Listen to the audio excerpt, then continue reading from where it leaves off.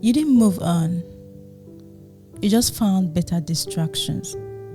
Welcome to another episode of Diary of an Apartment Mom, a space where we speak truth society often expect women to endure quietly. Hi, I'm Hoing, your host, and I've been there, done the work, and I'm here to guide you through the journey of healing, rebuilding, and choosing yourself again.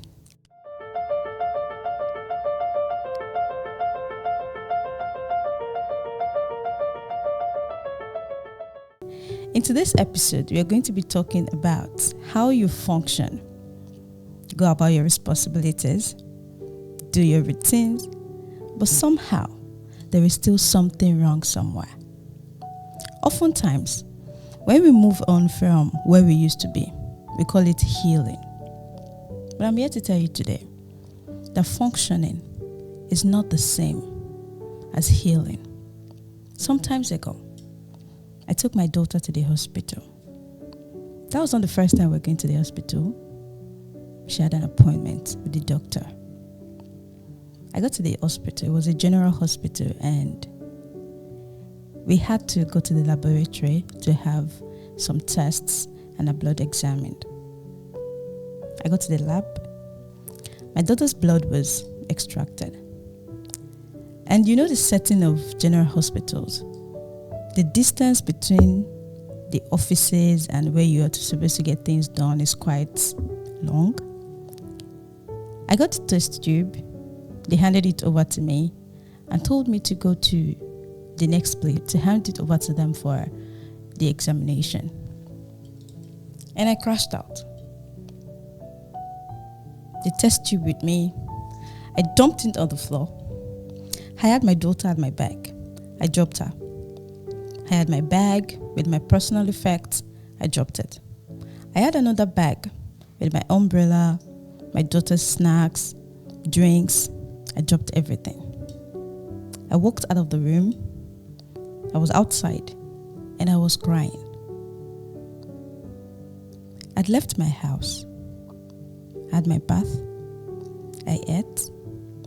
And I transported myself to the hospital. There was nothing wrong with me.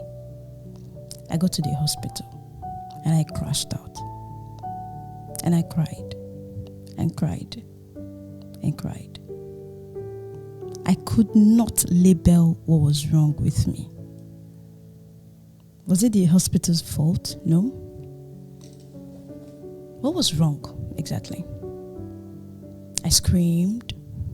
Everybody around was trying to console. Hey, what's wrong? What's happening? What's the problem?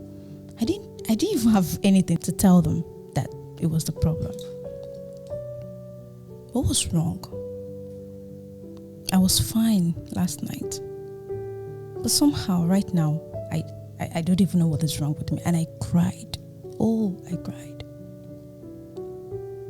That was when I realized that the emotion I'd been avoiding and running away from just caught up with me at that point in time.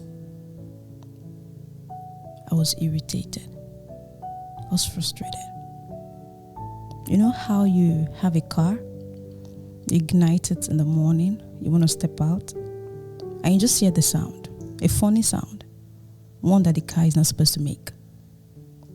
If you don't attend to it at that point in time, one day, that car is going to break down in a place you don't like, in a place you don't expect. That was what happened to me. For years after I walked out of my marriage, I thought I was fine. Oh, the society tells you have to move on. Forget about him. Forget about it. Life happens. You have to move forward.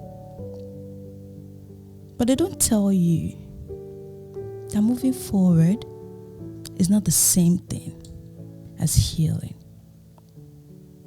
No matter how much you think you're doing okay, you still feel empty. That day, I had to sit with myself. I got to the doctor and narrated what had just happened to him. And he said, Oi, I know you're trying to be fine, but you're not fine. You need to take care of yourself. And I was like, oh, my daughter has to come to the hospital. Who's going to take care of them? They have to go to school. They have to eat. They have to do this. They have to do that. But he said, see, listen, if anything happens to you today, who's going to take care of those kids? I know, as mothers, our children are important to us. Yes, they are. We live for them.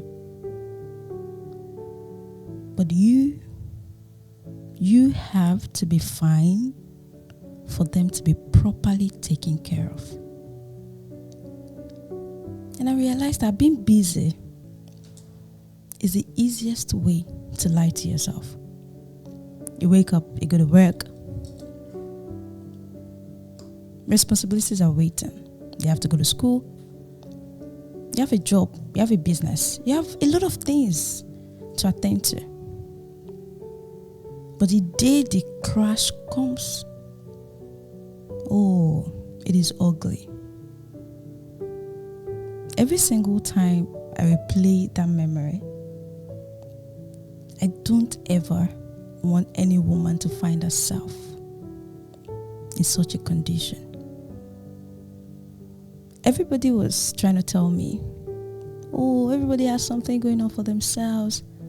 Life is hard. It's raining everywhere. But they didn't understand, because even I didn't understand what was happening at that point in time. Our emotions are information. They are not direction. You have to sit with it, to listen to it. So we have a lot of women out there that we call bitter. They are not bitter.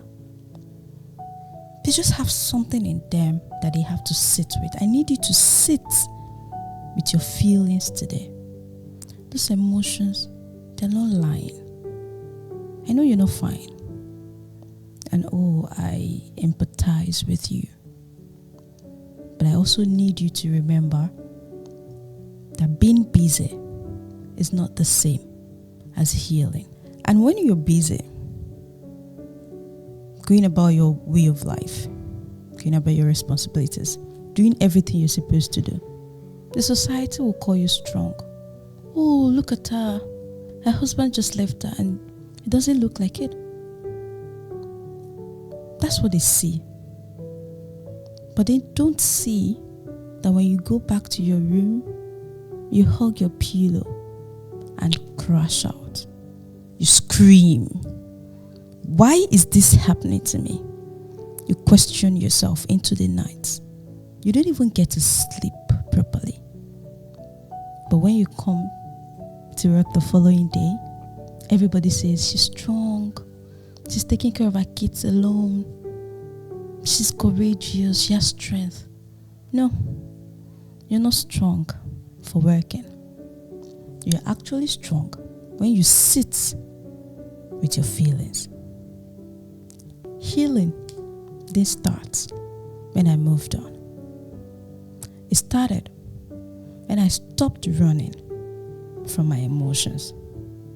Because the truth is, if you have to be busy to feel okay, then you're not okay. I hope that you sit with your feelings today and listen to the information they have to give you. And until the next page of this diary, remember to keep choosing yourself.